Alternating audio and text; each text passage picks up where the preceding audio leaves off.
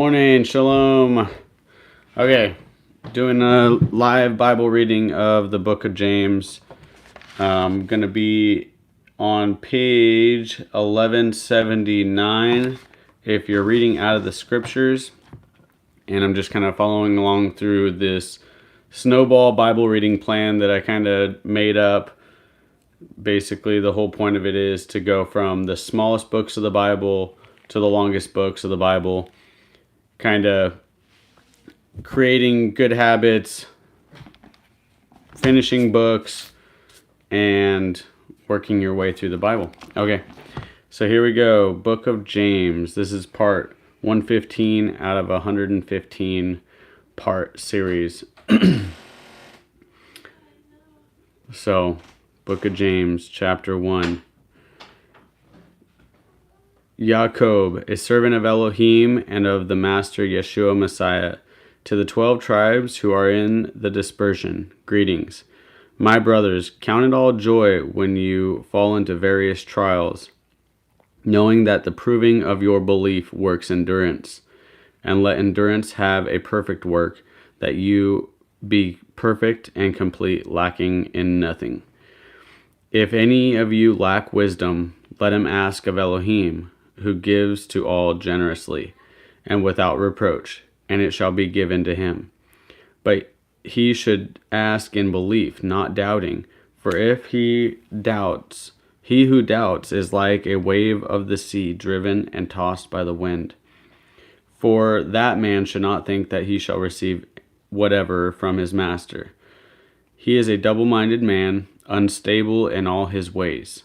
And let the lowly brother boast in his exaltation, but the rich in his humiliation. Because as a flower of the field he shall pass away. For the sun rose with burning heat, and withered the grass, and its flower fell, and its pretty appearance perished.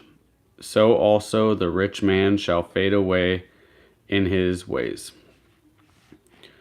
Blessed is the man who does endure trial, for when he has been proved, he shall receive the crown of life which the Master has promised to those who love him.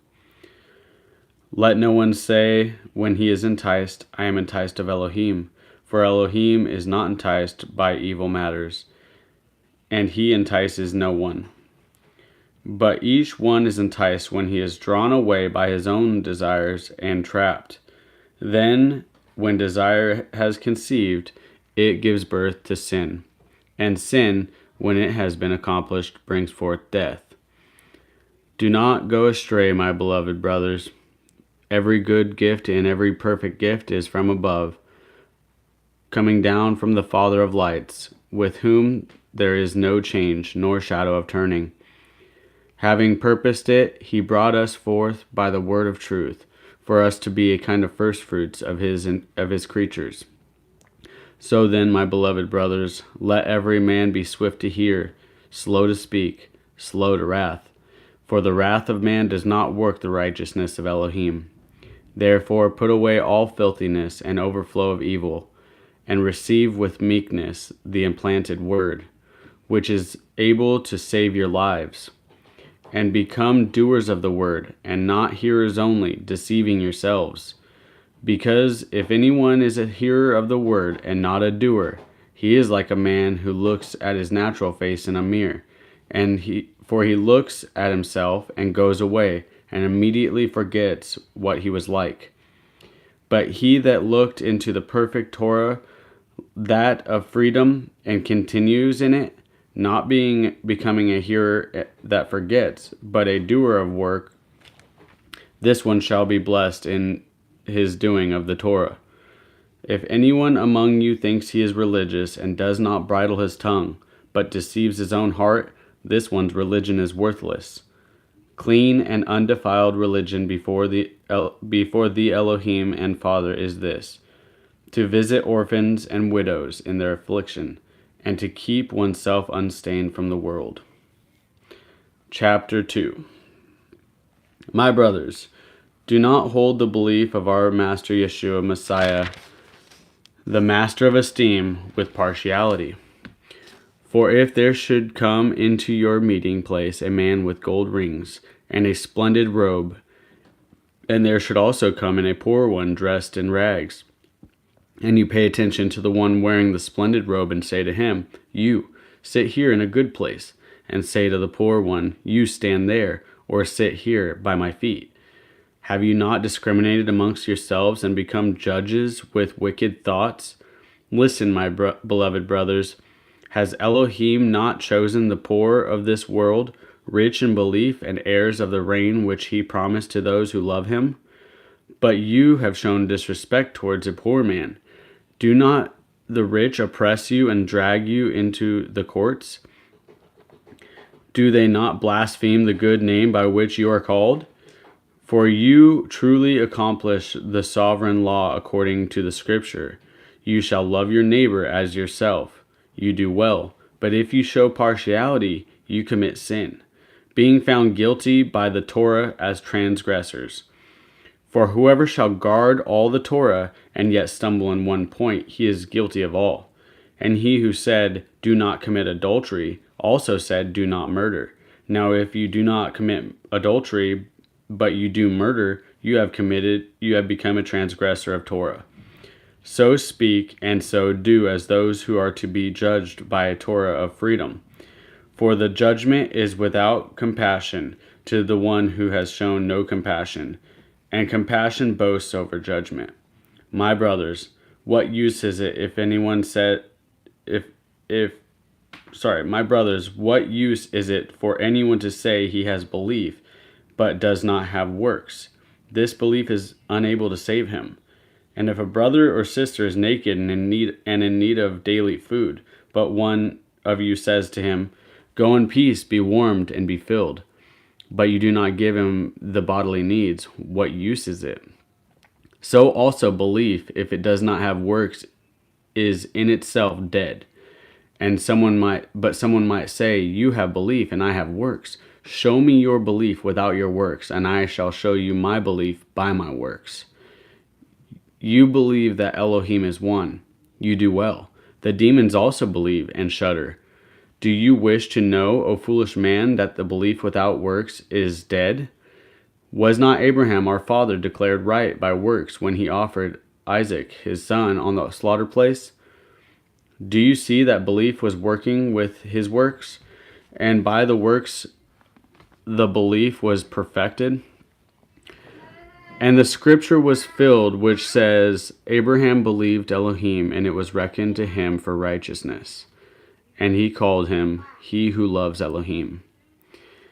You see, then, that a man is declared right by works, and not by belief alone. In the same way, was not Rahab the whore also declared right by works when she received the messengers and sent them out another way? For as the body without the spirit is dead, so also the belief is dead without the works. Chapter 3. Not many of you should become teachers, my brothers, knowing that we shall receive greater judgment. For we all stumble in many matters. If anyone does not stumble in word, he is a perfect man, able to bridle his entire body. Look, we put bits in the mouths of horses for them to obey us, and we turn their body. Look at the ships too. Although they are so big and are driven by strong winds, they are turned by a very small rudder wherever the pilot intends. So too the tongue is a little member, yet boasts greatly. See how a little fire kindles a great forest. And the tongue is a fire, the word of unrighteousness. Among our members the tongue is set, the one defiling the entire body, and setting on fire the wheel of life, and it is set on fire by Gehenna. For every kind of beast and bird, of reptile and creature of the sea is tamed and has been tamed by mankind, but no man is able to tame the tongue. It is unruly, evil, filled with deadly poison.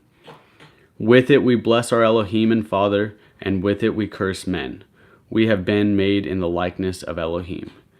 Out of the same mouth proceed both blessing and cursing. My brothers, this should not be so. Does the fountain send forth sweet and bitter from the same opening? My brothers, is a fig tree able to bear olives and grapevine figs? So neither is a fountain able to make salt and sweet water. Who is wise and understanding among you? Let him show by his good behavior his works in meekness and of wisdom. But if you have bitter jealousy and self-seeking in your hearts, do not boast against the lie and lie against the truth. This is not the wisdom coming down from above, but it is earthly, unspiritual, demonic. For where jealousy and self-seeking are, there is confusion and every foul deed. But if wisdom from above is first clean, then peaceable, gentle, ready to obey, filled with compassion and good fruits, without partiality and without hypocrisy, then the fruit of righteousness is sown in peace by those who make peace. Chapter 4, Waypoint. Shalom, shalom, good morning. Yeah, it's one of my favorite books, James. Chapter 4. Where do fightings and strivings come from among you? Do they not come from your pleasures that battle in your members? You desire and do not have. You murder and are jealous and are unable to obtain. You strive and fight and you do not possess because you do not ask. You ask and you do not receive because you ask evilly in order to spend it on your pleasures. Adulterers and adulteresses, do you not know that friendship with the world is enmity with Elohim? Whoever therefore intends to be a friend of the world makes himself an enemy of Elohim. Or do you think that the scripture speaks to no purpose? Does the spirit which dwells in us intensely crave unto envy? But he gives greater favor. Because of this, he says, Elohim resists the proud, but gives favor to the humble. So then, subject yourselves to Elohim, resist the devil, and he shall flee from you. Draw near to Elohim, and he shall draw near to you. Cleanse hands, sinners, and cleanse the hearts, you double-minded. Lament and mourn and weep. Let your laughter be turned into mourning, and your joy to dejection. Humble yourselves in the sight of the Master, and he shall lift you up. Brothers, do not speak against one another. He that speaks against a brother and judges his brother speaks against Torah and judges Torah. And if you judge Torah, you are not a doer of Torah, but a judge. There is one lawgiver and judge, who is able to save and to destroy. Who are you to judge another? Come now, you who say, today or tomorrow let us go to such and such a city, spend a year there and trade and make a profit. When you do not know of tomorrow, for what is your life? For it is a vapor that appears for a little and then disappears. Instead of your saying, if the Master desires, we shall live and do this or that. But now you boast in your proud speeches. All such boasting is wicked. To him then who knows to do good and does not do it, to him it is sin. Chapter 5. Come now, rich ones, weep, crying aloud over the hardships coming upon you. Your riches have rotted, and your garments have become moth-eaten. Your gold and silver have become rusty, and their rust shall be a witness against you, and shall eat your flesh like fire. You have laid up treasure in the last days. See the wages of your work of the workmen who mowed your fields, which you kept back, cry out. And the cries of the reapers have reached the ears of Yahweh of hosts. Hold on one sec. I'll grab my boy.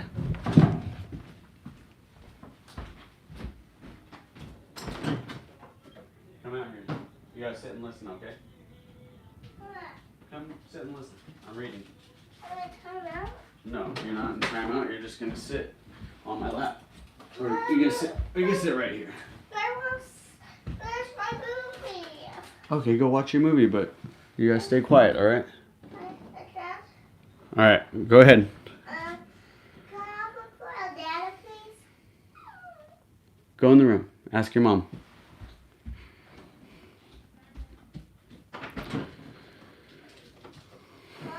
Alright. See the wages of the workmen who mowed your fields, which you kept back, cry out. And the cries of the reapers have reached... Hey, no talking. I'm making a video. I tried to tell you that. No talking. Tell your mom she needs to help. Mom, can you please give me a banana? See the wages of the workmen who mowed your fields, which you kept back, cry out. And the cries of the reapers have reached the ears of Yahweh of hosts. You have lived on the earth in pleasure and luxury. You have flattened your hearts as in a day of slaughter. You have condemned, you have murdered the righteous. He does not resist you. So, brothers, be patient until the coming of the Master. Yeah, you're fine. The camera's only right here. So, brothers, be patient until the coming of the Master. See, the farmer waits for the precious fruit of the earth, waiting patiently for it until it receives the early and latter rain. Good morning. You too be patient. Establish your hearts, for the coming of the Master has drawn near. Do not grumble against each other, brothers, lest you be judged. See, the judge is standing at the door. My brothers, as an example of suffering and patience, take the prophets who spoke in the name of Yahweh. See, we call those blessed who endure. You have heard of the endurance of Ayub, and saw... I gotta let this dog out. Gosh.